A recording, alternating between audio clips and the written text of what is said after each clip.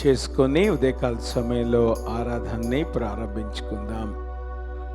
ప్రేమ కలిగిన మా ప్రభా, మీ పరిశుద్ధ నామానికి స్తుతులు, స్తోత్రాలు, వందనాలు. ఉదయకాల సమయంలో నీ పాద సంధికి వస్తూ ఉంటున్నాం. నీ సన్నిధిలో చేరి నిన్ను స్తుతించటకు, ఆరాధించటకు ప్రభా మేము చేరి ఉండగా మీ సన్నిధి మాతో ఉంచుమని ప్రార్థన చేస్తున్నాను. చేరువచ్చిన వారిని బట్టి ప్రభా మీకు వందనాలు. ఇంకా రావాల్సిన వారిని కూడా సకాలంలో మీరు తీసుకొని రండి. ఎంతమంది అయితే మరి ప్రభా మన నాయన ఈ దినం ప్రభు వాళ్ళ కొరకు సిద్ధపడి వచ్చారో వారిని కూడా మీరు జ్ఞాపకం చేసుకోండి. యోగ్యమైన రీతిలో నీ బలం సమీపించటకు దేవా మీరు కృప చూపించమని ప్రార్థన చేస్తున్నాను. ఈ ఆరాధన యావత్తు మీ కృపగల హస్తాలకు అప్పగిస్తున్నాం. సమస్తము మర్యాదగాను క్రమముగాను నీకు మహిమకరంగాను ప్రభా మీరు జరిగించుకోండి. ప్రతి విధమైన ఆటంకము, అంధకార దురాత్మ శక్తుల్ని యేసు నామములో బంధిస్తూ ఉంటున్నాం. ప్రభా మీరే కృప చూపించి నడిపించమని, ఈ సమయాన్ని మా కొరకు దీవెనకరంగా మీరు దయచేయమని యేసు నామంలో ప్రార్థిస్తున్నాం తండ్రి, ఆమేన్. అందరూ లేచి నిలబడి మార్కు సువార్త 9వ అధ్యాయం 30వ వచనం నుండి 37వ వచనం వరకు ఉన్నటువంటి భాగాన్ని మనం చదువుకుందాం. మార్కు సువార్త 9వ అధ్యాయము 30 నుండి 37 వరకు ఒకటి మార్చి చదువుకుందామండి. వారు అక్కడ నుండి బయలుదేరి గలిలయ గుండా వెలుచుండిరి. అది ఎవనికిని తెలియుట ఆయనకి ఇష్టము లేకపోయెను.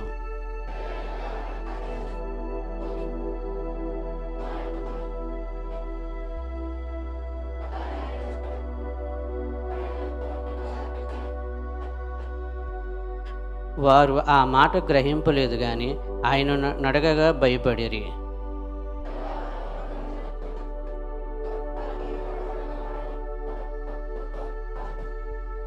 ఆయన ఇంట ఉన్నప్పుడు మార్గమున మీరు ఒకరితో ఒకరు దేనిని గూర్చి వాదించుచుంటురని వారు నడగగా,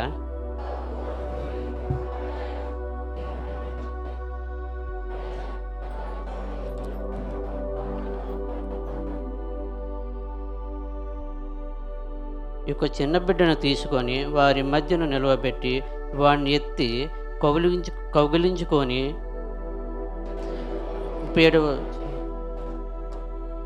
అంతా కలిపి చేసుకుని దయచేసి ఇంటి చిన్న బిడ్డలతో ఒకడు నా పేరట చేర్చుకునేవాడు నన్ను చేర్చుకొనును, నన్ను చేర్చుకునేవాడు నన్ను కాక నన్ను పంపిన వాడిని చేర్చుకొనని వారితో చెప్పాను. దేవుడు తన పరిస్థితి వాక్యం మనం వెనుకలో దీవించను గాక. ప్రేమ కలిగిన మా ప్రభా మీ పరిశుద్ధ నామానికి స్తుతులు, స్తోత్రాలు, వందనాలు. ఇంతవరకు ప్రభా నిన్ను స్తుతించటకు, ఆరాధించటకు మీరు మాకు ఇచ్చిన తరుణాన్ని బట్టి మీకు వందనాలు.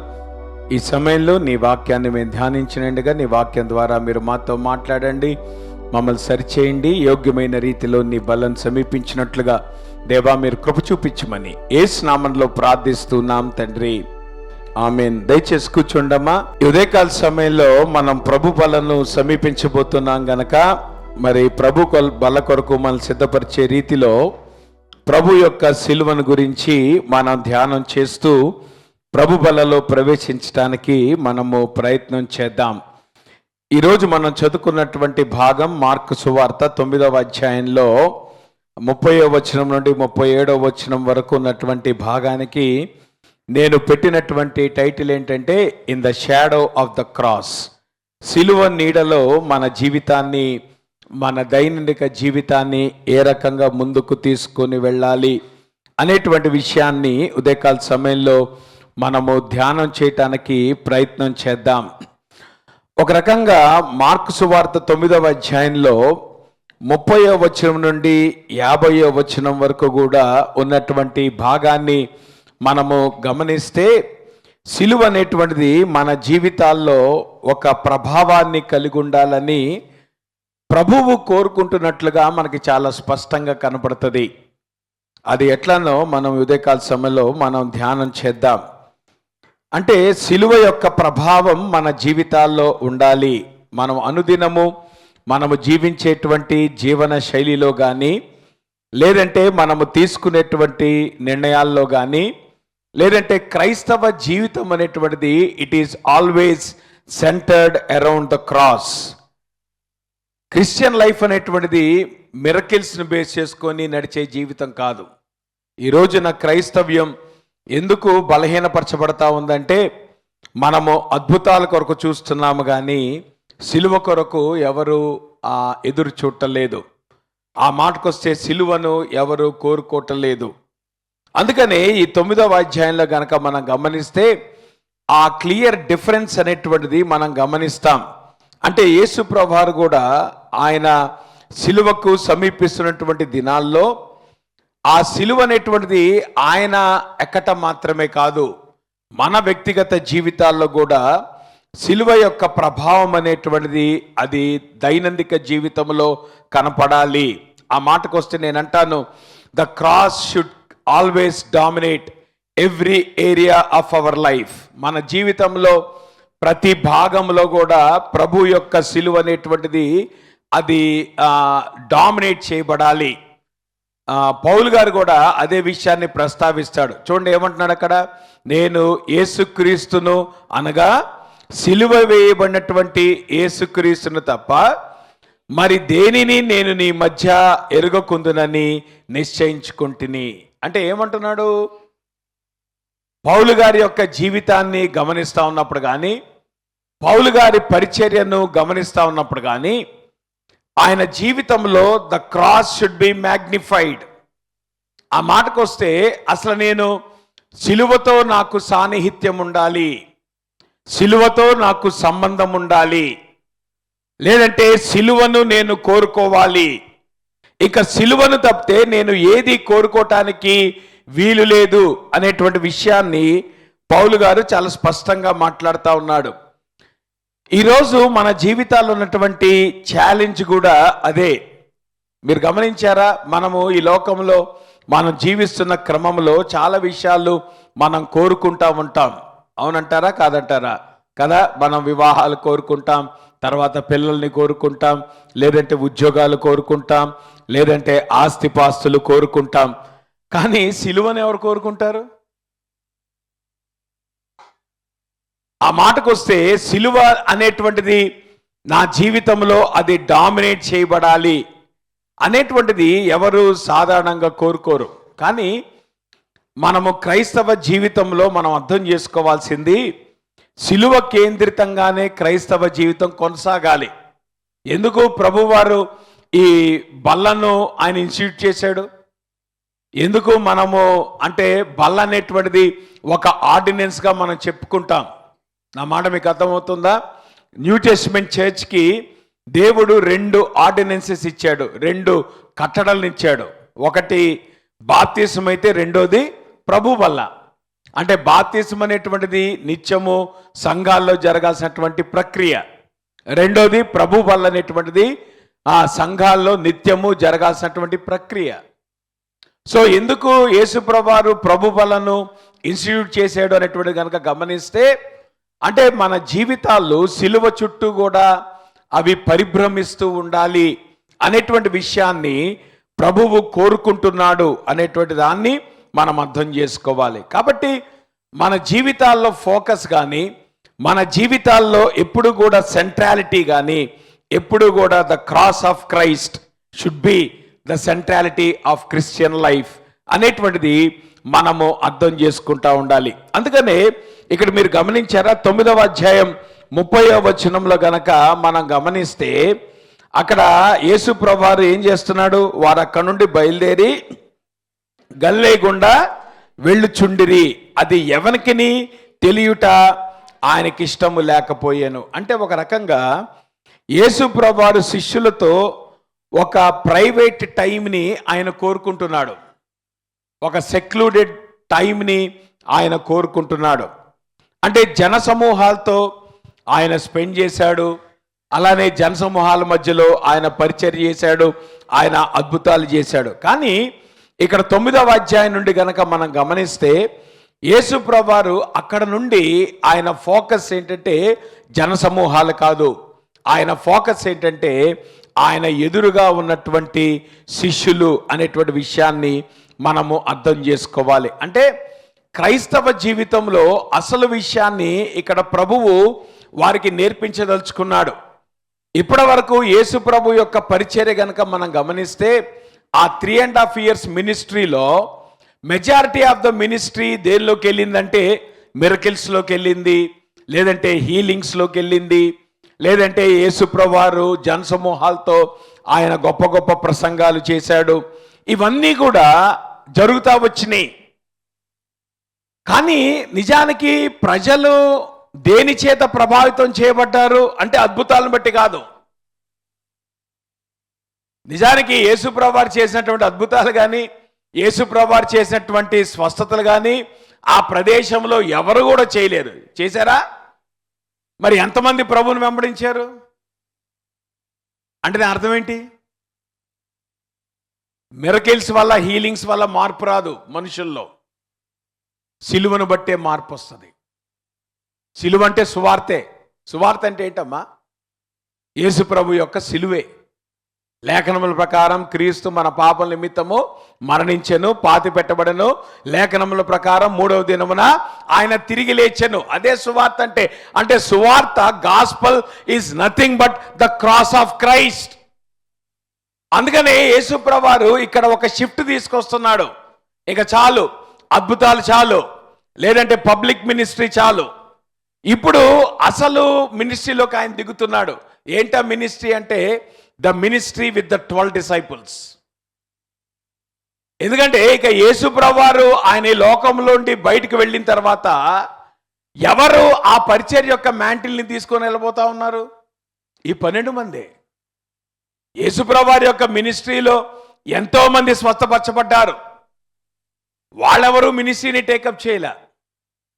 యేసుప్రభువారి పరిచర్యలో అనేక మందిని ఆయన ఫీడ్ చేశాడు. వారెవరూ ఆయన పరిచర్యను టేకప్ చేయలే. నిజానికి ఆయన పరిచర్యను టేకప్ చేసేటువంటి వాళ్ళెవరు? ఈ 12 మంది శిష్యులు. మరి ఈ 12 మంది శిష్యులు కూడా దేని గురించి వాళ్ళు ఆలోచించాలి? అద్భుతాల గురించి కాదు, స్వస్థతల గురించి కాదు, వాళ్ళు సిలువను గురించి ఆలోచించాలి. That is the focus of Christ. అందుకనే ఇక్కడ యేసుప్రభువారు వీళ్లను ఆ ప్రపంచంలోండి బయట తీసుకొస్తున్నాడు. నిజానికి ఆ ప్రపంచము చాలా అద్భుతంగా ఉంటుంది. ఏమండి, స్వస్థతలు జరుగుతుంటే ఎట్లాగుంటుంది? నీరసంగా ఉంటుందా, అద్భుతంగా ఉంటుందా? 10,000 మందికి 15,000 మందికి ఆహారం పంచి పెడుతుంటే ఎట్లాగుంటుంది? అది చాలా గ్లోరియస్ మినిస్ట్రీలా కనబడుతుంది. అవునా? ఇప్పుడు దేవుడు ఏం చేస్తున్నాడు? ఆ లైమ్ లైట్ నుండి వీళ్ళు బయటకు లాక్కొస్తున్నాడు. అరే అబ్బాయి, మినిస్ట్రీ అంటే ఇది కాదు, క్రైస్తవ జీవితం అంటే ఇది కాదు, యేసు ప్రభు యొక్క శిష్యరికం అంటే ఇది కాదు. అసలు యేసు ప్రభు యొక్క శిష్యరికం కానీ, యేసు ప్రభు యొక్క పరిచర్య కానీ దేని కేంద్రితంగా ఉండబోతుందంటే it is nothing but the cross of Christ. ఆ మాటకొస్తే సిలువ మాత్రమే ప్రజలను ప్రభావితం చేస్తుంది కానీ అద్భుతాలు కానీ ఇవేవి కూడా ప్రజలను ప్రభావితం చేయవు అనేటువంటి వాస్తవాన్ని ప్రభువు వారికి నేర్పించదలుచుకున్నాడు. అందుకనే he wanted to have a concentrated time. ఎవరైతే తన శిష్యులు ఉన్నారో వాళ్ళతో మరి వ్యక్తిగతమైనటువంటి అర్థవంతమైనటువంటి సమయాన్ని ఆయన సిలువ గురించి మాట్లాడటానికి యేసుప్రభువారు కేటాయించాడు. కారణం ఏంటంటే ఇప్పుడు యేసుప్రభువారి యొక్క ఫోకస్ ఏంటంటే the disciples they needed to be grounded in the cross. ప్రభు యొక్క శిష్యులు వాళ్ళు అద్భుతాల్లో తేలిపోవటం కాదు, వాళ్ళు సిలువలో ప్రతిష్ఠించబడాలి. అది ప్రభు యొక్క కోరిక. అద్భుతాల్లో లేదంటే ఏమంటారు గ్లోరియస్ మినిస్ట్రీలో మైమర్చిపోవటం కాదు, సిలువలో ప్రతిష్ఠ చేయబడాలి. That is the focus of Christ. కారణం ఏంటంటే ఎందుకు సిలువలో వారు ప్రతిష్ఠించబడాలంటే ఇక నుండి జీవితాంతం వారిని సిలువ వెంటాడబోతా ఉంది. They are going to live in the shadow of the cross. షాడోకు ఉన్నటువంటి లక్షణం ఏంటమ్మా? నీడ. దేన్ని మనం అంటాం? నీడని దేని అంటాం? నీడ అనేటువంటి దాని లక్షణం ఏంటి? నువ్వు ఎక్కడ పోతే అక్కడ నిన్ను వెంటాడుతుంది. నువ్వు నీడను తప్పించుకోలేవు. ఎక్కడ నీడను తప్పించుకోగలవా మనం? నువ్వు ఎక్కడికి వెళ్ళినా నీడ ఉంటుంది. అది ఇండియాలో ఉన్న నీడ నీ వెంటే ఉంటుంది, అమెరికాలో ఉన్న నీడ నీ వెంటనే ఉంటుంది. నువ్వు ఏ ప్రదేశంలో ఉన్నా కానీ ఈ నీడను నువ్వు తప్పించుకోలేవు. అలానే క్రైస్తవ జీవితంలో ఎందుకు సిలువ ప్రధానమైందంటే because cross is going to follow you for the rest of your life. ఎవడైతే నేను క్రీస్తుని అంగీకరించాను అనుకుంటున్నాడో, ఎవడైతే నేను ప్రభువుని అంగీకరించాలని కోరుకుంటున్నాడో, ఎవడైతే ఈ లోకంలో క్రైస్తవుడిగా జీవించాలనుకుంటున్నాడో, ఆ క్రైస్తవ జీవితంలో వారిని జీవితాంతము వెంటాడేది ప్రభు యొక్క సిలువ. స్వస్థతలు కాదు, అద్భుతాలు కాదు. వాటి కొరకు ఏమంటారు, పరితమించమాకండి. వాటి కొరకు మీరు ప్రయాసపడమాకండి. వాటి కొరకు మీరు తాపత్రయపడమాకండి. ఆ మాటకు వస్తే క్రీస్తుని మనం అంగీకరించిన నాటి నుండి జీవితాంతము మనల్ని నీడవలే వెంటాడేది యేసు ప్రభు యొక్క సిలువ అనేటువంటి వాస్తవాన్ని మనం అర్థం చేసుకోవాలి. అందుకనే యేసు ప్రభు వారు మినిస్ట్రీలో బ్రేక్ తీసుకొని ఒక మీనింగ్ఫుల్ టైంని శిష్యులతో స్పెండ్ చేయడానికి కారణం ఏంటంటే he wanted them to teach about cross. వారికి సిలువను గురించి బోధించడానికి ప్రభు ఇష్టపడ్డాడు. కారణం ఏంటంటే ఇక క్రైస్తవ జీవితంలో వారు జీవించేటువంటి పర్యంతము కూడా క్రీస్తు సిలువ నీడలోనే వారి జీవితాలు కొనసాగాలి అనేటువంటి ఉద్దేశాన్ని ప్రభువు కలిగి ఉన్నాడు. అందుకే మీరు మార్కు సువార్త కనుక మీరు గమనిస్తే ఈ 9వ అధ్యాయానికి ముందు చాలా అద్భుతాలు రికార్డ్ చేయబడ్డాయి. కానీ 9వ అధ్యాయం తర్వాత కనుక మనం గమనిస్తే యేసు ప్రభు వారి టీచింగ్ అబౌట్ ద క్రాస్ మాత్రమే ఉంటుంది. ఇక మీరు 11వ అధ్యాయంకి వచ్చేటప్పటికి యేసు ప్రభు వారు సిలువ వేయబట్టం అనేటువంటిది, ఆ సిలువకు ఆయన వెళ్ళిపోవటం అనేటువంటిది గమనిస్తూ ఉంటాం. అంటే ఒక రకంగా మార్కు ఈ సువార్తను రాసేటప్పుడు కూడా ఆ సువార్త యొక్క స్ట్రక్చర్లో ఎట్లా పెట్టాడంటే, అంటే పబ్లిక్ మినిస్ట్రీని తర్వాత క్రిస్టియన్ లైఫ్ని ఆయన సెపరేట్ చేశాడు. గ్లోరియస్ మినిస్ట్రీని తర్వాత డిసైపుల్షిప్ని ఆయన సపరేట్ చేశాడు. ఆ మాటకు వస్తే ఆయన దేనికి ప్రాధాన్యత ఇచ్చాడంటే శిష్యరికాని ఆయన ప్రాధాన్యత ఇచ్చాడు, సిలువకు ఆయన ప్రాధాన్యత ఇచ్చాడు. కాబట్టి మనం గనక గమనిస్తే నేనంటాను miracles may be powerful but you need to understand the message of the cross is more powerful than the miracles. మనం ఏం చేస్తున్నామంటే అద్భుతాలు చూసి నోళ్లు తెరుస్తున్నాం. అద్భుతాలు గొప్పవి కావచ్చు, కానీ నిజానికి అద్భుతాలను మించినటువంటి గొప్పతనము ప్రభు యొక్క సిలువలో ఉంది. కారణం ఏంటో తెలుసా? ఈ లోకంలో ఒక వ్యక్తి మార్పు చెందాలంటే, ఒక వ్యక్తి మారు మనసు పొందాలంటే సిలువ లేకుండా జరగదు, కేవలం అద్భుతాల వల్ల జరగదు. యేసు ఏమంటారు, పౌలు గారు కూడా అదే విషయాన్ని చెప్పాడు కదా. ఏమన్నాడు? సిలువ ప్రకటనయను వెర్రితనము ద్వారా మనుషులను రక్షించుట దేవుని యొక్క దయాపూర్వక సంకల్పమాయెను. దాని అర్థం ఏంటి? The only way in which people will be impacted only through the cross, not by the miracles.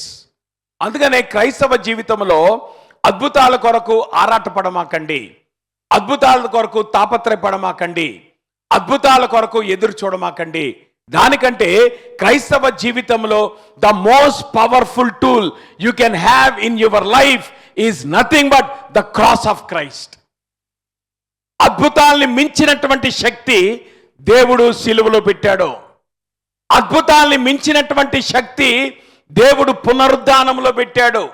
అంటే ప్రభు యొక్క సిలువ, ఆయన మరణం, ఆయన పునరుద్ధానాన్ని మించినటువంటి ప్రభావము గల శక్తి ఈ లోకంలో మరి దేనిలో కూడా లేదు. ఒకవేళ నీ జీవితంలో if you want the power of God to be displayed in your life, you need to come to the cross of Christ, not the miracles of Christ. నీ జీవితంలో అద్భుతమైనటువంటి శక్తి విడుదల కావాలంటే నువ్వు యేసు ప్రభు యొక్క అద్భుతాల దగ్గరికి రామాక, యేసు ప్రభు యొక్క సిలువ దగ్గరికి రా. కారణం ఏంటో తెలుసా? సిలువలోనే శక్తి ఉంది, సిలువలోనే సామర్థ్యం ఉంది, సిలువలోనే విడుదల ఉంది, సిలువలోనే రక్షణ ఉంది, సిలువలోనే మారు మనసు ఉంది, సిలువలోనే జీవితాలు మారతాయి.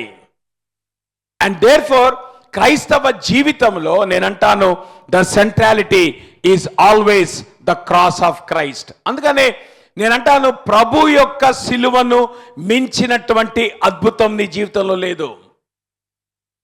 నేను ఒక సంగతి చెప్పనా, నీ జీవితంలో అతి గొప్ప అద్భుతం ఏదని అంటావు? నీ ఉద్యోగమా? ఉద్యోగం అద్భుతమే, కానీ గొప్ప అద్భుతం కాదు. కారణం ఏంటి? ఈరోజు ఉన్న ఉద్యోగం రేపు పోవచ్చు, అవునంటారా కాదంటారా? పోనీ వివాహం అది గొప్ప అద్భుతమా? లేదంటే ప్రమోషన్ అది గొప్ప అద్భుతమా? లేదా నువ్వు సంపాదించేటువంటి ఆస్తిపాస్తులు అవి అద్భుతాలా? నేనంటాను, ఈ లోకంలో the greatest miracle that can happen in your life is your Born again experience. అసలు మానవ జీవితంలో అతి గొప్ప అద్భుతం ఏంటో తెలుసా? నీ మారు మనసు. ఈ లోకంలో నువ్వు అన్నీ కలిగి ఉన్నంత మాత్రం చేత నీకు మారు మనసు ఉండాలని లెక్కలేదు. ఆ మాటకు వస్తే, నువ్వు లోకంలో అన్నీ కలిగినా నీకు మారు మనసు లేకపోతే నీ జీవితానికి విలువ లేదు. అందుకనే దేవుడు ఏమన్నాడు? లోకంలో ధనవంతుడిని పట్టుకొని ఏమన్నాడు? వెర్రివాడా అన్నాడు. కారణం ఏంటో తెలుసా? ఈ లోకంలో నువ్వు ఎన్ని కలిగి ఉన్నా నీకు మారు మనసు లేకపోతే యు ఆర్ ఎ ఫూల్. అది నేనన్నమాట కాదు, దేవుని వాక్యం అంటున్నమాట. అంటే ప్రపంచంలో మానవ జీవితంలో జరిగేటువంటి అతి గొప్ప అద్భుతం ఏంటో తెలుసా? నీ మార్పు సిలువ ద్వారా. అందుకనే సిలువను మనం కోరుకోవాలి, సిలువను మనము ఆశ్రయించాలి. ఆ సిలువే లేకపోతే నీకు మారు మనసు లేదు. ఒకవేళ నీ జీవితంలో మారు మనసు లేకపోతే నీది పనికొచ్చే జీవితం కాదు, నీది విలువలేని జీవితం. You may have everything in life, but if you don't have the born again experience, your life doesn't have any value. నీ జీవితానికి విలువ లేదు దేవుని దృష్టిలో. కారణం ఏంటంటే, దేవుని దృష్టిలో మానవ జీవితంలో అతి విలువైనది నీ మారు మనసు.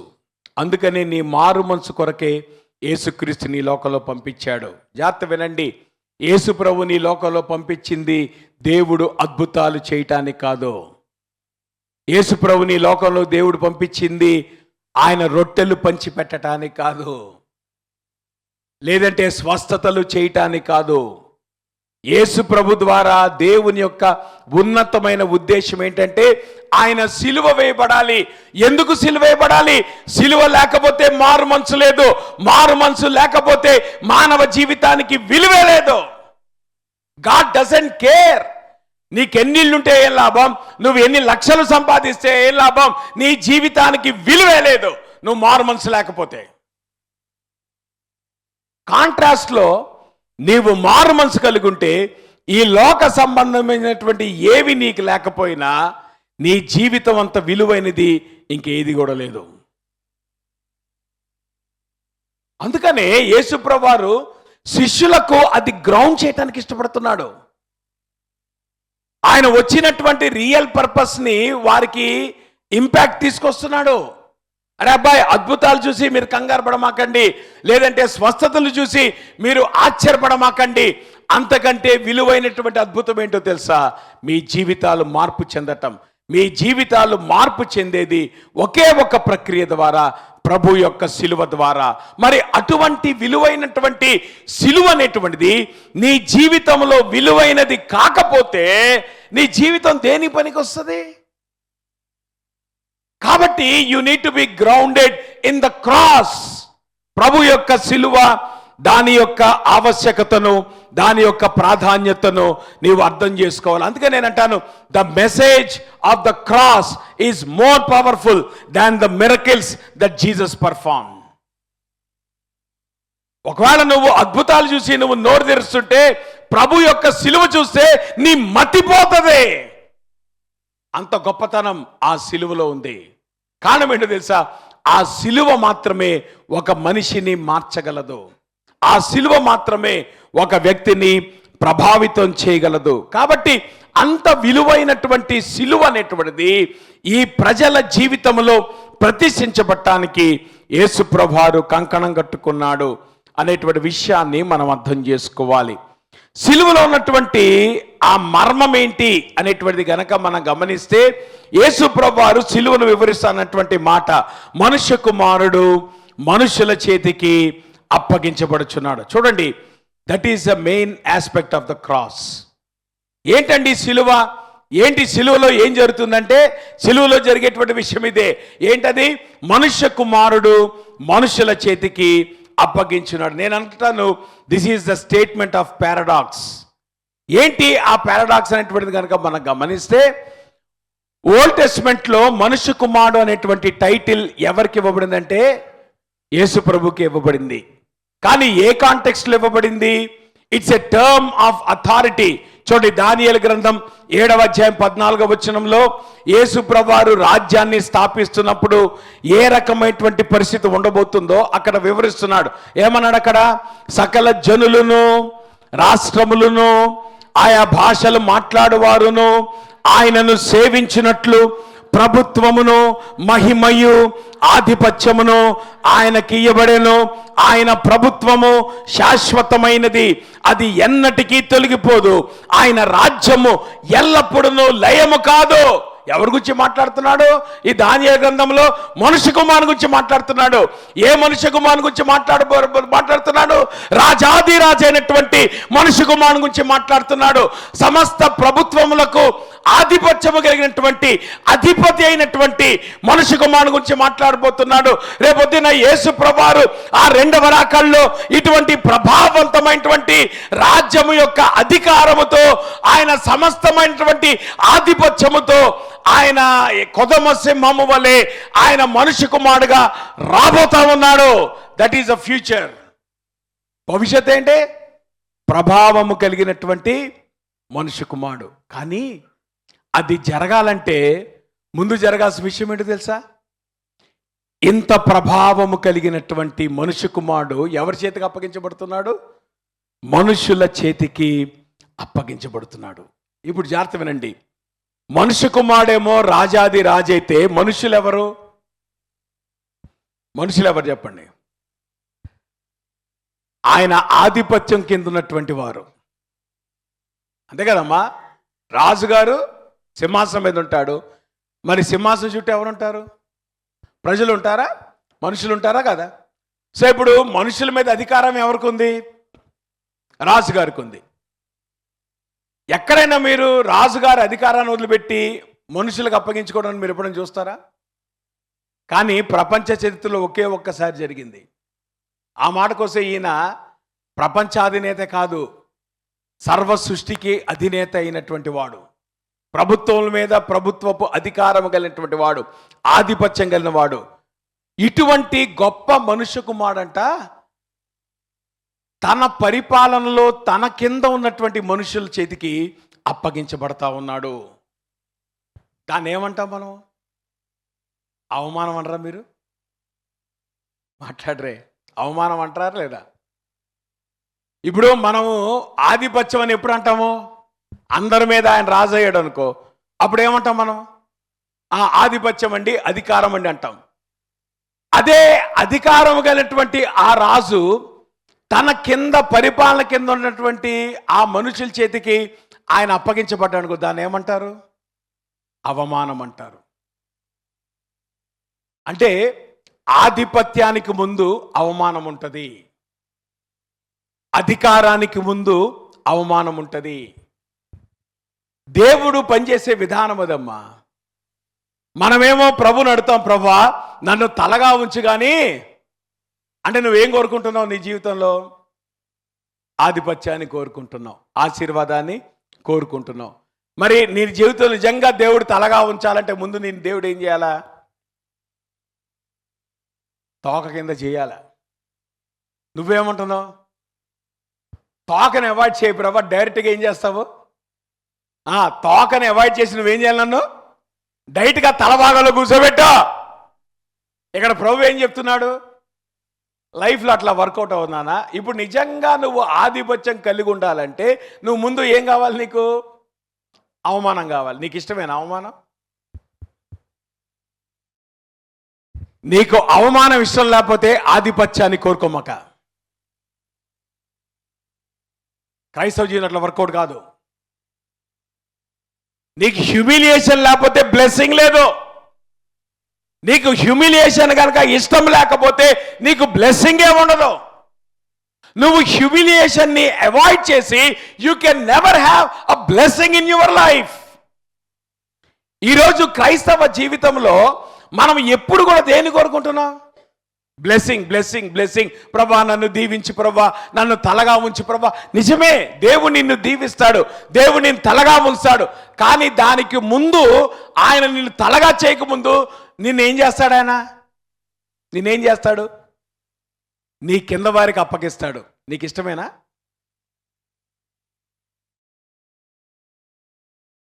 నీ దగ్గర పని చేస్తున్న వారికి నేను అప్పగిస్తాడు. నీకు ఇష్టమేనా? ఒకవేళ నువ్వు ఆఫీస్లో బాస్ అయితే నీ కింద పనిచేసే వారికి నేను అప్పగిస్తాడు. నీకు ఇష్టమేనా? నీకు ఇది ఇష్టం లేకపోతే అది నీకు జరగదు. Because cross does not work that way. సిలువ పనిచేసే విధానం ఏంటంటే, నిజానికి నీ జీవితంలో దీవెన రావాలంటే, నీ జీవితంలో ఆధిపత్యం కావాలంటే, నీ జీవితంలో అధికారం కావాలంటే you have to go through humiliation. If you don't like humiliation you will never get a blessing in life.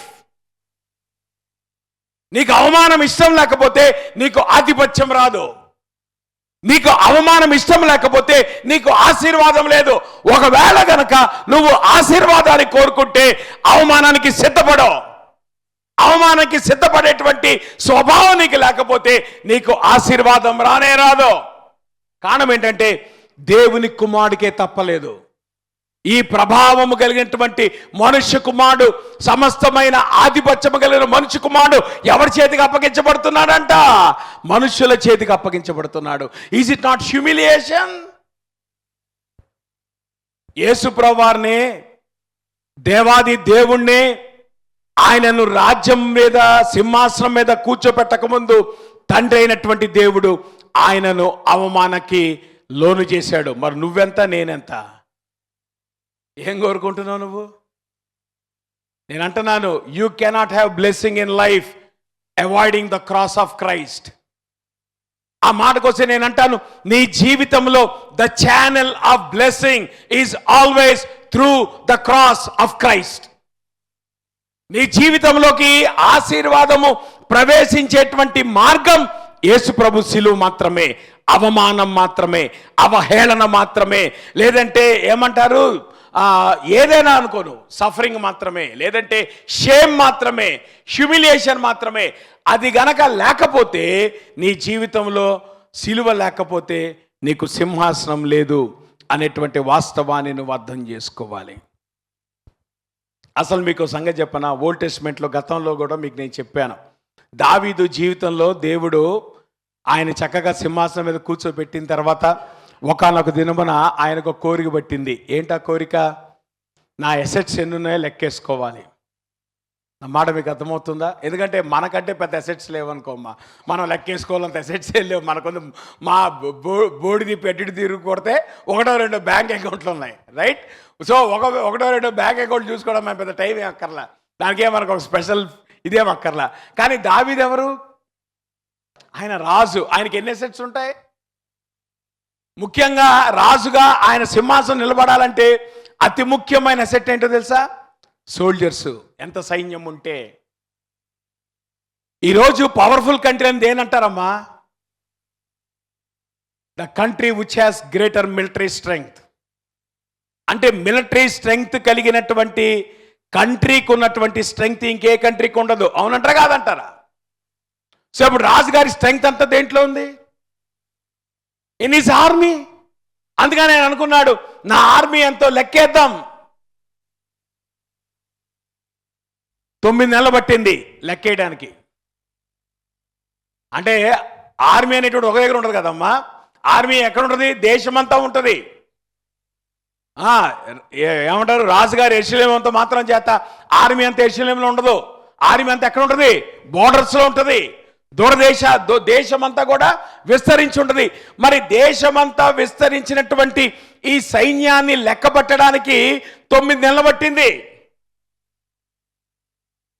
అంటే ఇది ఓ పెద్ద ప్రాజెక్టు. సో ఈ ప్రాజెక్టుకి దావీదు ఉపక్రమించాడు.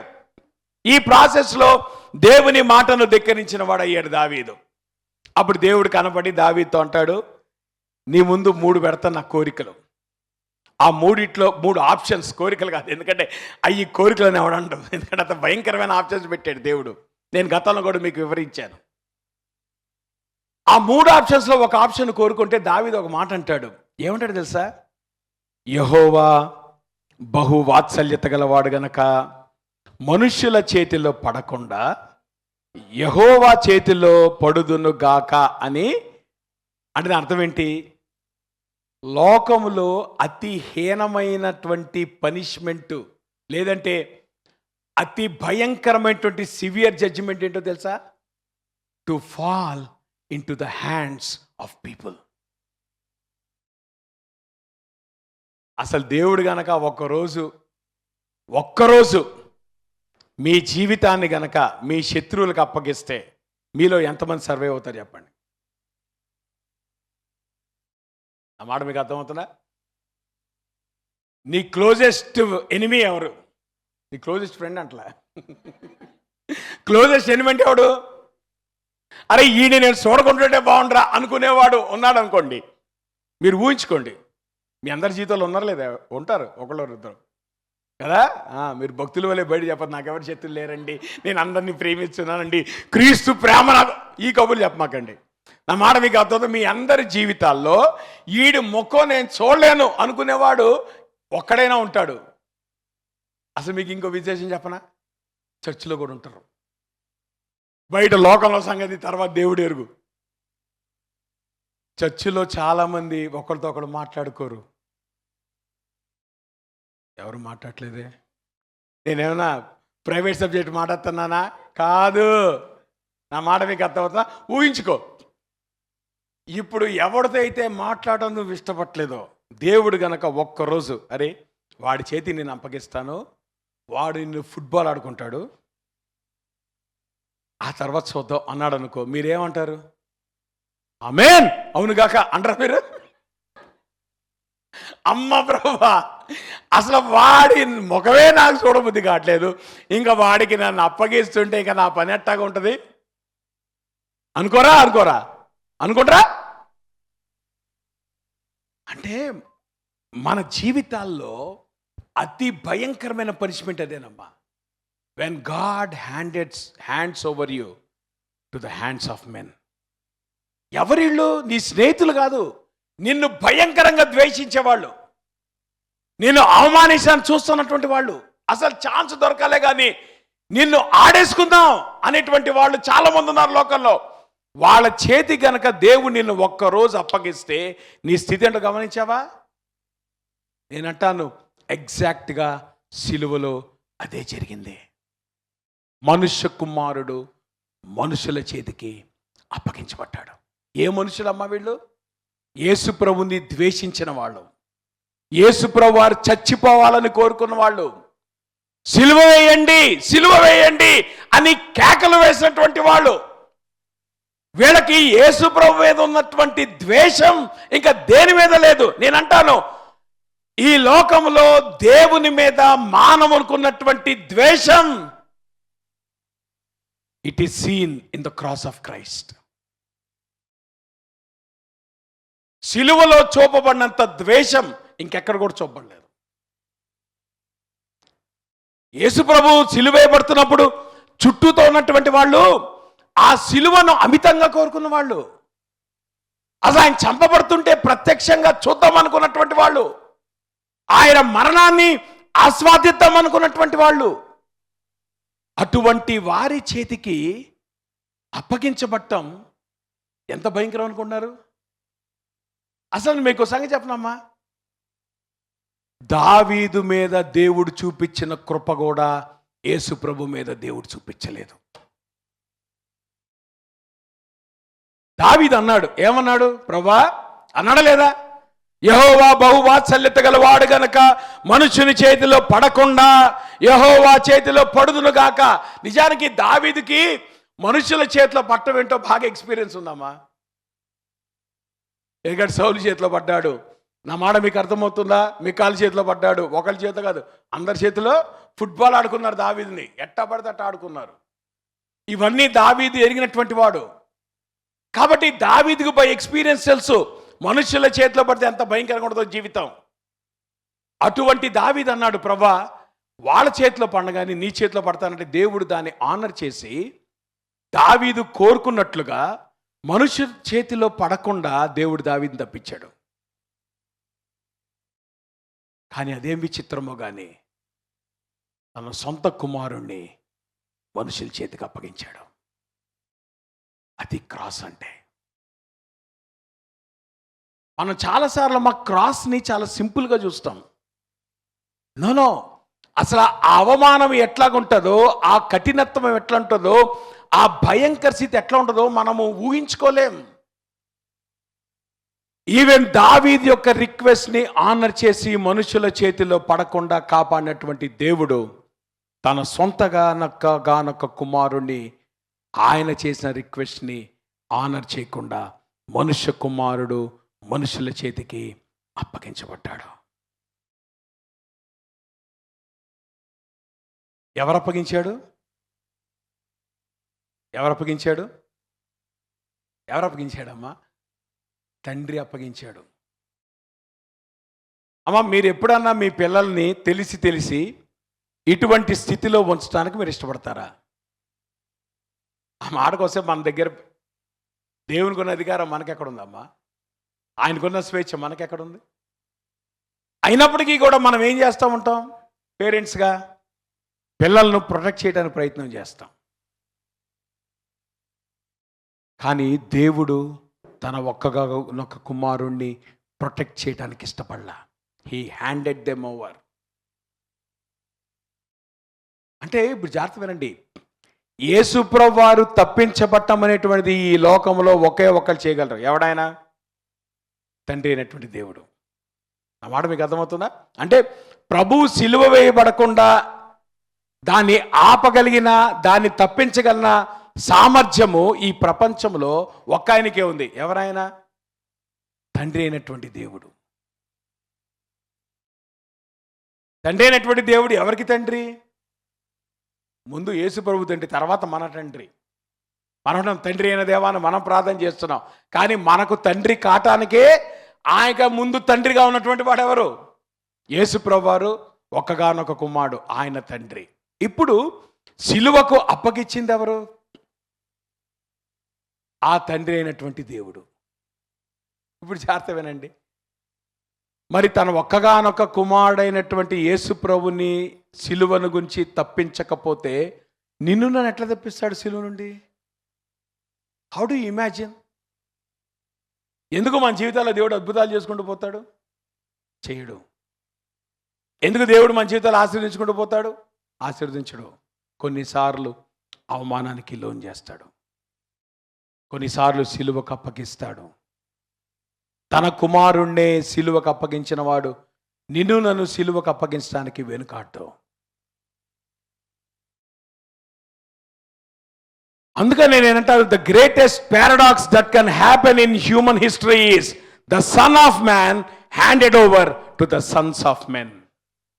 మనుషుల చేతికి అప్పగించబడ్డాడు మనుష్య కుమారుడు అనేటువంటి విషయాన్ని మనం అర్థం చేసుకోవాలి. కాబట్టి సిలువలో ఇంత గొప్ప అవమానం జరిగింది, అది ప్రభు చెప్తున్నాడు. అందుకనే శిష్యులను సపరేట్ చేశాడు, ఆ గ్లామరస్ లైఫ్ నుండి సపరేట్ చేశాడు. ఏ గ్లామరస్ లైఫ్?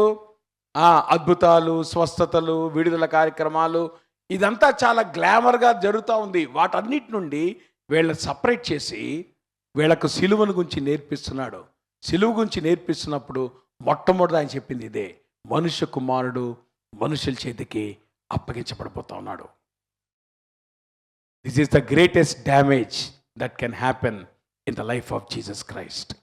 కానీ ఆయన అప్పగించబడవలసి వచ్చింది. రెండోది నేను అంటాను, యువర్ డిస్పొజిషన్ వర్సెస్ పొజిషన్. అమ్మా, లోకంలో మనకున్నటువంటి గ్రేటెస్ట్ ఛాలెంజ్ ఇదే. డిస్పొజిషన్ అంటే స్వభావము, పొజిషన్ అంటే దేవుడు మనకిచ్చేటువంటి స్థానము. స్వభావము వర్సెస్ స్థానం. జాతమేనండి, మనం దేని కోరుకుంటాం? స్థానాన్ని కోరుకుంటాం. మనకి స్వభావం అంటే పట్టదు. ఆడు మారుమనసు పొందడం లేదు, మనకు అక్కర్లా. ఏం కావాలి? ఉద్యోగం ఉంటే చాలు.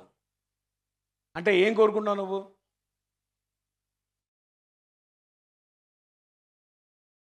వాడు అమ్మాయిని బాగా చూసుకుంటాడా చూసుకోడా అది నీకు అక్కర్లేదు. ఏముంటే చాలు. ఆడికి 10 ఎకరాల పొలం ఉందండి అంటే ఏం కోరుకుంటున్నావు? నా మాట మీకు అర్థమవుతుందా? మనకి ఛాన్స్ దొరికినప్పుడు దేనికి చాయిస్ పెడతాం మనం? స్థానానికా స్వభావానికా? స్థానానికి. అక్కడే బొక్క బోర్లా పడుతున్నావు, జాగ్రత్త. You are losing life because you are seeking position in life.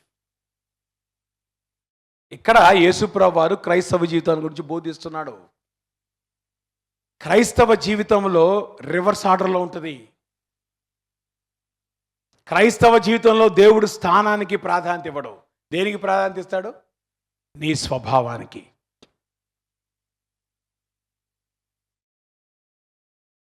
ఇక్కడ కూడా అదే పరిస్థితి. అప్పుడు ఆయన కూర్చుండి 12 మంది పిలిచి, ఎందుకంటే వీళ్ళకి నేను అన్నా కదా, యేసుప్రభువు వారు సిలువ గురించి మాట్లాడుతుంటే వీళ్ళు సీట్ల గురించి మాట్లాడుకుంటున్నారు.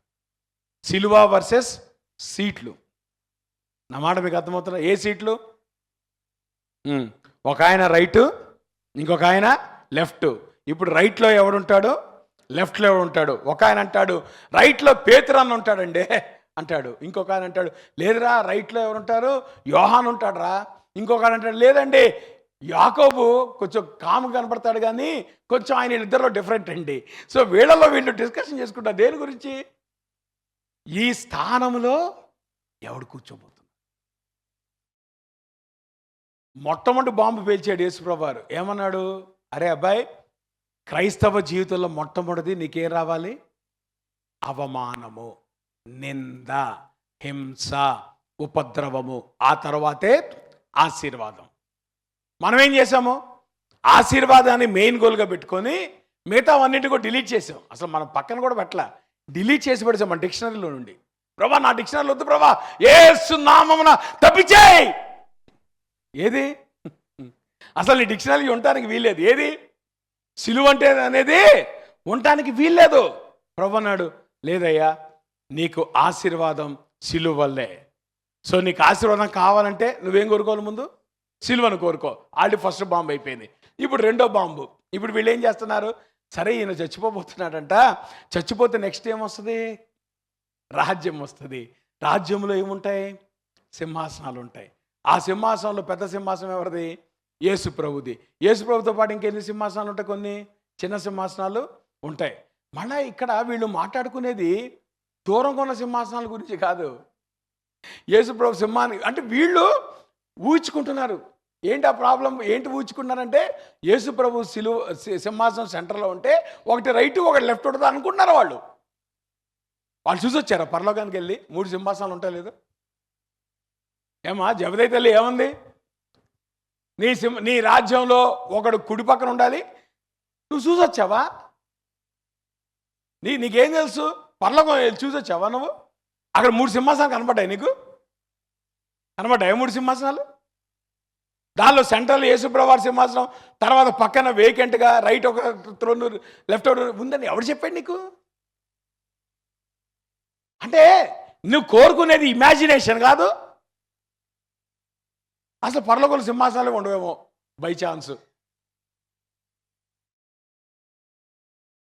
సింహాసనాలు ఉన్నాయండి, కంగారు పడమాకండి. ఓరియంటేషన్ నీకేం తెలుసు? ఏం కోరుకుంటున్నావు నువ్వు? Don't live in imaginative world. జాగ్రత్త వినండి. ఈరోజు మనుషులకు ఉన్నటువంటి ప్రాబ్లం ఏంటంటే ఊహా కల్పిత ప్రపంచంలో బ్రతుకుతున్నారు, వాస్తవంలో బ్రతకట్లా. That is a problem. You are not living in reality, you are living in imaginative world. అమ్మ, జీవితము రంగుల కల కాదు, జీవితం అనేటువంటి వాస్తవం. You need to face the reality of life. Colourful life నువ్వు ఊహించుకోమాకండి, కలర్ఫుల్ థింగ్స్ ఊహించుకోమాకండి. లైఫ్ అట్లాగా ఉండదు. లైఫ్ యొక్క వాస్తవం వేరు, నువ్వు ఊహించుకునేటువంటి జీవితం వేరు, నువ్వు జీవించే వాస్తవ జీవితం వేరు. నువ్వు ఎప్పుడైతే వాస్తవంలోకి వస్తావో, రియాలిటీలో బ్రతకటం నువ్వు నేర్చుకుంటావో, అప్పుడు నీకు అర్థమవుతాయి నీ ప్రయారిటీస్, నీ ప్రిఫరెన్సెస్. సో ఇప్పుడు ఆబ్వియస్గా వీళ్ళు దేని గురించి మాట్లాడుకుంటున్నారు? స్థానాల గురించి మాట్లాడుతున్నాడు. మనలో ఎవడు గొప్పవాడై ఉండాలి. ఇప్పుడు యేసుప్రభువారు రెండో బాంబు పేల్చాడు. అయ్యా, పరలోకంలో ఆర్డర్ రివర్స్లో ఉంటుంది. ఏమన్నాడు? ఎవడైనను మొదటివాడై ఉండగోని ఎళ్ళ. నేను ఒక సంగతి చెప్పనా? ఇక్కడ కూర్చున్న 200 మంది కూడా ఫస్ట్ ర్యాంకే కావాలి. అవునంటారా కాదంటారా? మాట్లాడరంటమ్మా, నిజమేనా కదా? మీ పిల్లలకి మీరు ఏం చెప్తారు అంటారా? అసలు మీరు కొంచెమైనా లాజికల్గా ఆలోచిస్తారా? కొంచెమైనా లాజికల్గా ఆలోచిస్తారా? క్లాస్లో ఎన్ని ఫస్ట్ ర్యాంకులు ఉంటాయి? మరి ఇప్పుడు ఫస్ట్ ర్యాంక్ రావాలనుకున్న మీరు బుద్ధిలు కాదు. మీరేమనుకోవాలి? ఆల్రెడీ క్లాస్లో ఫస్ట్ ర్యాంక్ ఒకటికి వస్తుంది, వస్తే గిస్తే ఎవడికి వస్తుంది నెక్స్ట్? ఇప్పుడు ఆల్రెడీ ఫస్ట్ ర్యాంక్ వస్తున్నాడు ఉన్నాడు కదమ్మా. మీ పిల్లల క్లాస్లో ఫస్ట్ ర్యాంక్ వస్తున్నాడు లేరా? అట్టాడరేంటమ్మా? ఫస్ట్ ర్యాంక్ వస్తున్నాడు ఉన్నారా? మీ పిల్లడికి ఏ ర్యాంక్ వస్తుంది?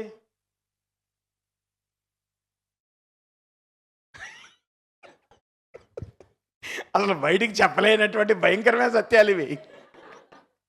ఈ వాస్తవాలు ఎందుకమ్మా కళల ప్రపంచంలో బతుకుతో? వాస్తవంలోకి రా. నీ పిల్లడికి ఏ ర్యాంక్ వస్తుంది? సపోజ్ 10వ ర్యాంకు అనుకున్నావు అనుకో. నువ్వు లాజికల్గా ఆలోచించు. ఆల్రెడీ ఫస్ట్ ర్యాంక్ వస్తున్నాడు ఉన్నాడు.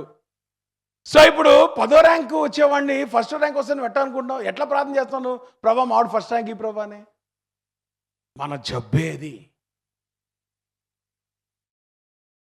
మన జబ్బేది, because we live in dreams.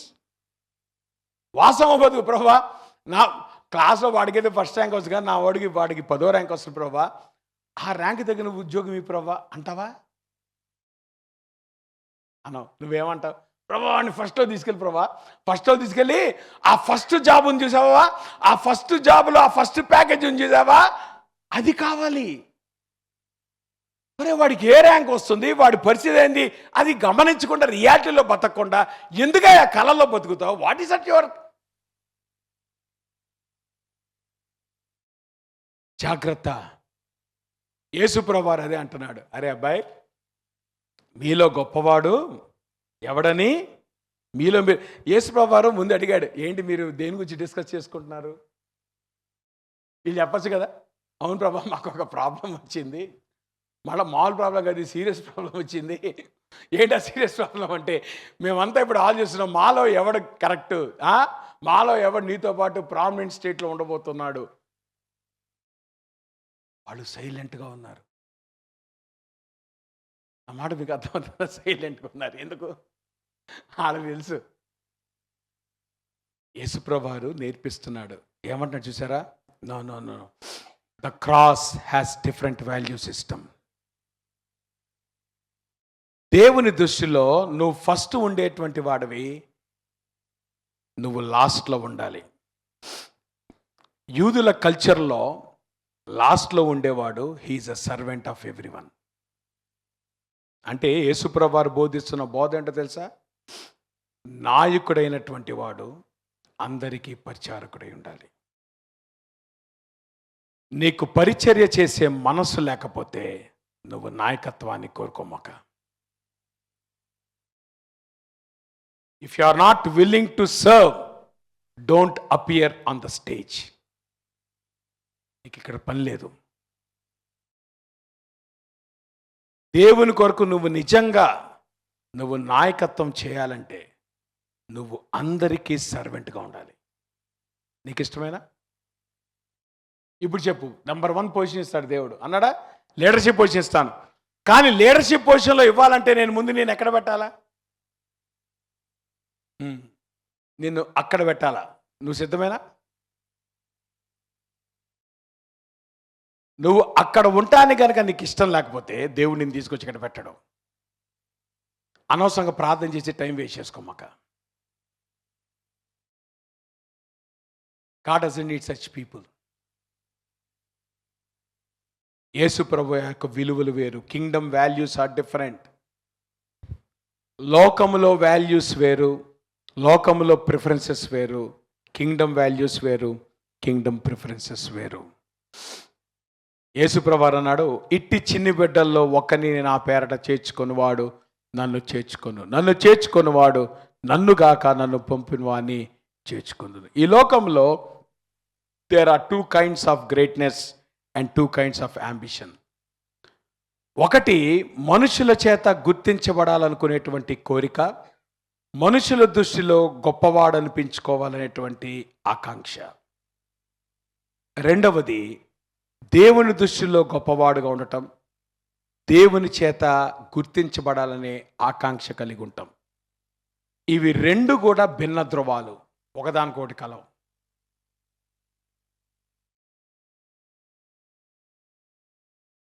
నిజానికి అసలు ఆదాము అవ్వలు శోధించబడటం దాన్ని బట్టే జరిగిందమ్మా. సాతాను గాడి కోరిక ఏంటి? మహోన్నతుని కంటే నన్ను నేను గొప్పవానిగా చేసుకుందును. అంటే దేవుని కంటే నేను గ్రేట్ అయిపోవాలనుకున్నాడు. అదే ట్రాప్ ఆదాము అవ్వలకి వేశారు. ఏమన్నాడు?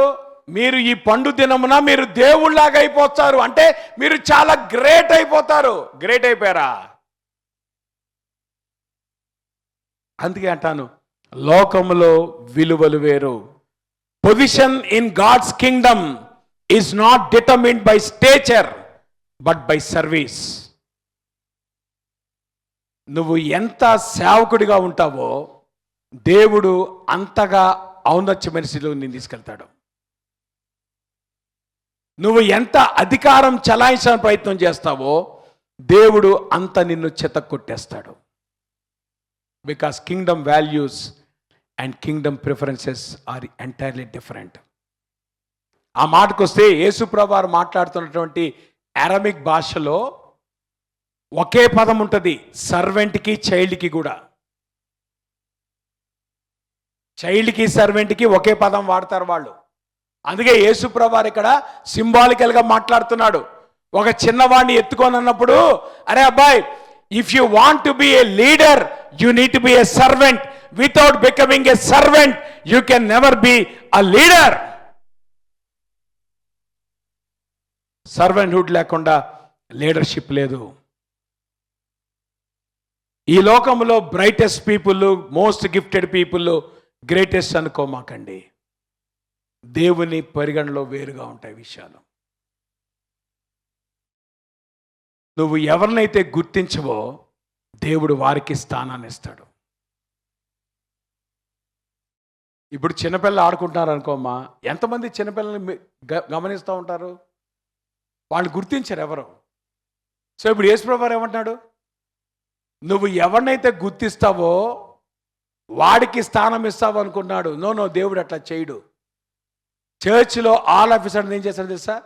నువ్వు ఎవరినైతే గుర్తించవో వాడిని తీసుకొచ్చి నాయకత్వంలో నిలబెడతాడు. That is God's method of doing things.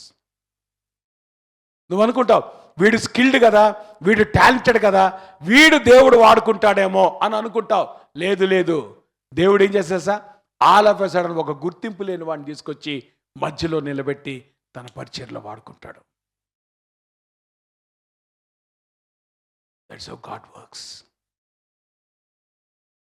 FB mayor ఆయన ప్రార్థన మీద చాలా పుస్తకాలు రాసినవాడు. చాలా చక్కటి మాట అంటాడు. ఆయన అంటాడు, I used to think that God's gifts were on the shelves one above the other. అంటే ఆయన ఊహించుకుంటున్నాడు, ఒకవేళ దేవుడు ఆయన ఒక షెల్ఫ్ మీద ఒక షెల్ఫ్ పైన గొప్ప బహుమానాలు పెడితే, అప్పుడు నేనేం చేస్తాను? ఒక్కొక్క బహుమానాన్ని ఎగబాకుతూ నేను అందుకుంటాను అని నేను అనుకునేవాడిని.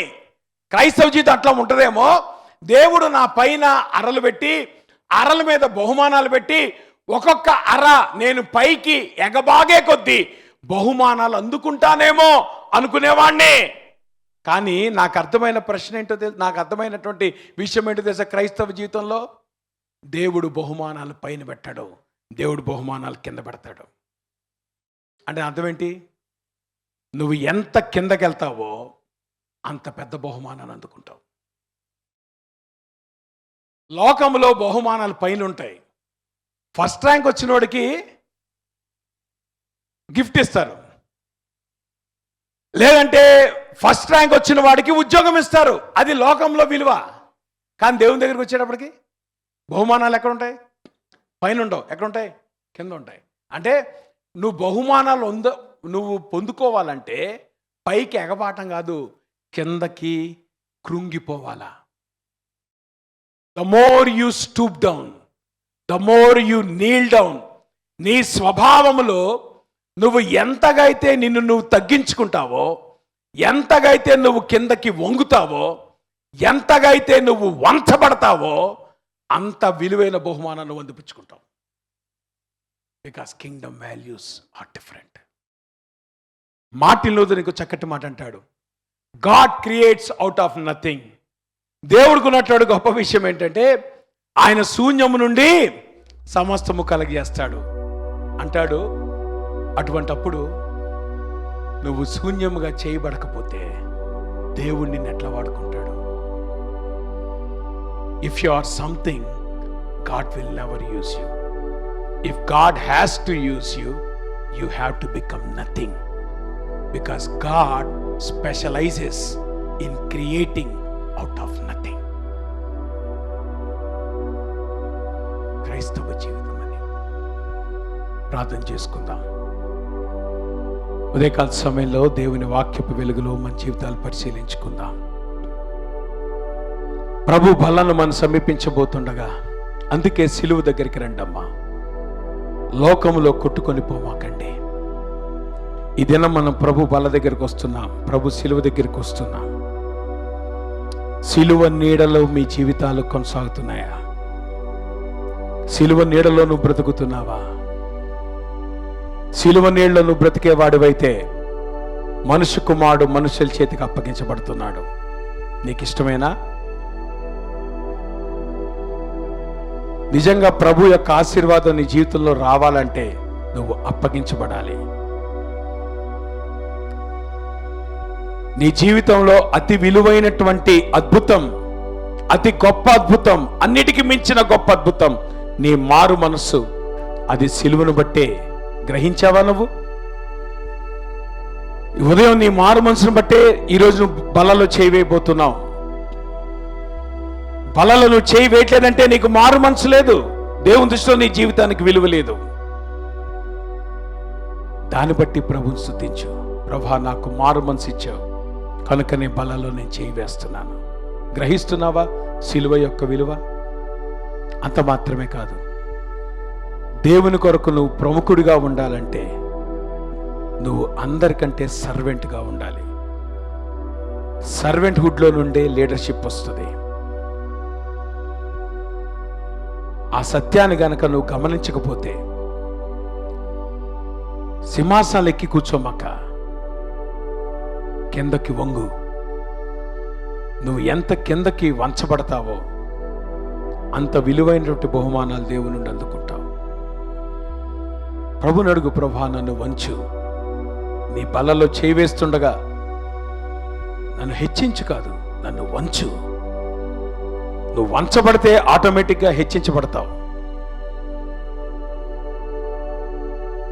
ప్రభు శిలువలో మన జీవితాలు గమనించుకుందాం, ప్రార్థన చేసుకుందాం. ప్రేమ కలిగిన మా ప్రభా, మీ పరిశుద్ధ నామానికి స్తుతులు స్తోత్రాలు వందనాలు. ఉదయకాల సమయంలో నీ పాద సన్నిధికి వస్తూ ఉంటున్నా.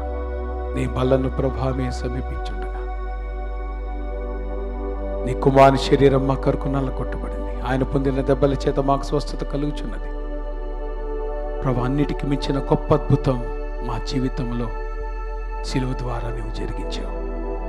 నీవు మాకు అనుగ్రహించిన మారు మనసును బట్టి ప్రభా మీకు వందనాలు. క్రైస్తవ జీవితంలో అసలు ఫోకస్ సిలువ అనేటువంటి విషయాన్ని మీరు మాకు నేర్పిస్తుండగా మేము నేర్చుకోవటానికి మా జీవితాలు మార్చబట్టకు దేవా మీరు కృప చూపించండి. యేసు నామములో ప్రార్థిస్తున్నాం తండ్రి. అపరాధిని యేసయ్యా కృప చూపి బ్రోవుమయ్యా, నెపమెంచకై నీ కృపలో అపరాధములను క్షమించు. అపరాధిని యేసయ్యా కృప చూపి బ్రోమయ్యా. అందరు కలిసి ప్రభు యొక్క శరీరంకి సాజసున్నట్టు పుచ్చుకుందాం. ప్రభు యొక్క రక్తానికి రాక్షసం వచ్చి ప్రార్థన చేద్దాం.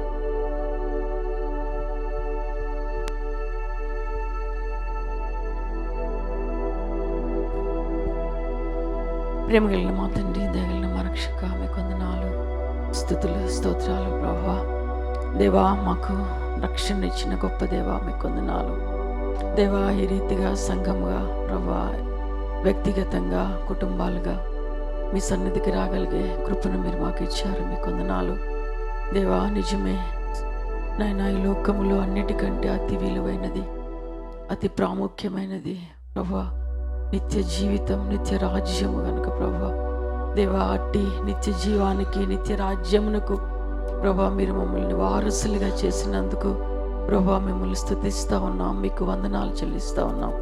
ఇంకెంతమంది అయితే ప్రభువా మారు మనసు లేకుండా, రక్షణ లేకుండా ఉన్నారు, మీ రక్షణ భాగ్యమును మీరు వారికి దయచేయండి. అంతేకాకుండా ప్రభువా నాయనా, సిలువను ప్రభువా మేము ఎత్తుకొని మిమ్మల్ని వెంబడించే జీవితాలు మాకు దయచేయండి ప్రభువా. నింద, అవమానము, నిర్లక్ష్యము దేవా, ఏ పరిస్థితుల గుండా అయితే ప్రభువా మీరు మమ్మల్ని ఎలా చేస్తూ ఉన్నారో ప్రభువా, వాటిని మేము సహించుకుంటూ ప్రభువా మిమ్మల్ని చూస్తూ ప్రభువా నేను మీ ప్రభువా మీ చిత్తమును మేము జరిగించినట్లుగా మీరు మాకు సహాయం చేయండి దేవా. కృప చూపించండి తండ్రి, సహాయం చేయండి ప్రభువా. నీకు వందనాలు నేను. ఎవరు గొప్పవాడై ఉండాలో వాడు ప్రభువా నాయన తగ్గించుకోవాలని మీరు మాట్లాడుతూ ఉన్నారు దేవా. ఇంకా మాలో ఆ స్వభావం మాకు దయచేయండి దేవా. నాయన మమ్మల్ని మేము తగ్గించుకుంటూ ప్రభువా మిమ్మల్ని వెంబడించే వారముగా మాకు సహాయం చేయండి ప్రభువా. మాలో ఉన్న ప్రతి పాపమును క్షమించండి, ప్రతి అవిధేయతను క్షమించండి ప్రభువా.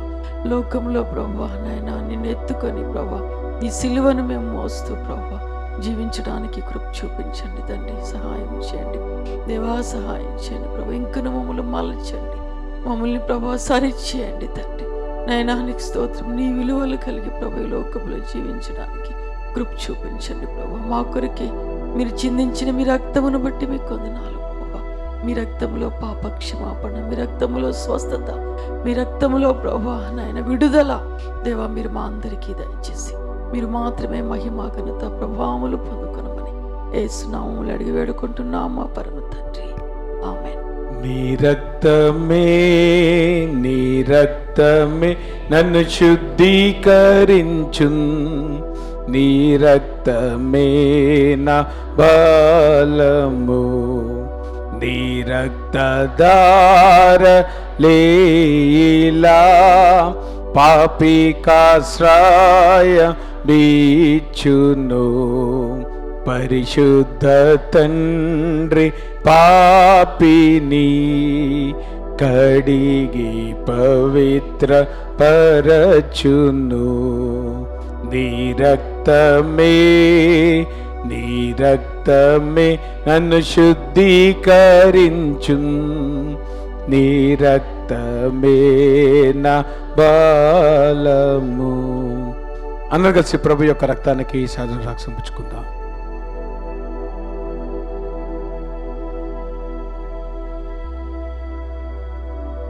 నా సంకటములన్నీయు తీరిపోయే, సంహారదూత నన్ను దాటిపోయే, గొర్రె పిల్ల విలువైన రక్తముతో కడుగబడి నేను రక్షణ పొందితిన్, నా సంకటములన్నీయు తీరిపోయే, సంహారదూత నన్ను దాటిపోయే. మనందరూ లేచి నిలబడి ముగింపు ప్రార్థన చేసుకొని ఆశీర్వాదంతో సెలవు తీసుకుందాం. ప్రేమ కలిగిన మా ప్రభువా, మీ పరిశుద్ధ నామానికి స్తుతులు, స్తోత్రాలు, వందనాలు. ఉదయకాల సమయంలో ప్రభువా నీ పాద సంధికి వస్తూ ఉంటున్నాం.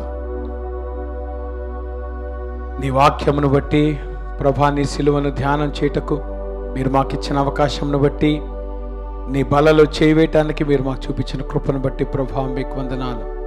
ఇంకెవరికైతే రక్షణ లేదో వారికి మీరు రక్షణ మీరు దయచేయండి.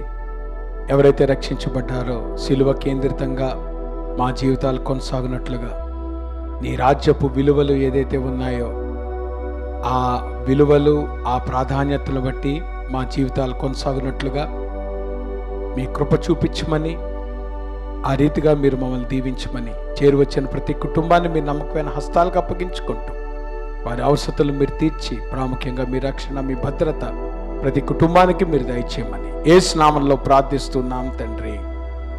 పరలోకమందున్న మా తండ్రి, మీ నామం పరిశుద్ధపరచబడునుగాక, మీ రాజ్యం వచ్చునుగాక, మీ చిత్తం పరలోకం నెరవేర్చడు భూమి నెరవేరునుగాక. అది నేడు మాకు దయచేయండి. మానస్మకాలను క్షమించండి. మా శోధలో తెక్క దుస్తులు తప్పించండి. రాజ్యము, శక్తి, మహిమ నిరంతరం మీరైనారు తండ్రి. మన తండ్రి దేవుని యొక్క ప్రేమయు, కుమారుడు యేసుక్రీస్తు వారి కృపయు, పరిశుద్ధాత్మ కన్యోన్య సహవాసం ఇప్పుడు మనకు సదాకాలము తోడయుండి ఆయన రాకడ పర్యంతము భద్రపరిచి నడిపించునుగాక. మా అందరికీ వందనాలు. God bless you. ఒకరినొకరు పలకరించుకొని వెళ్ళకు మీరు వెళ్ళవచ్చు.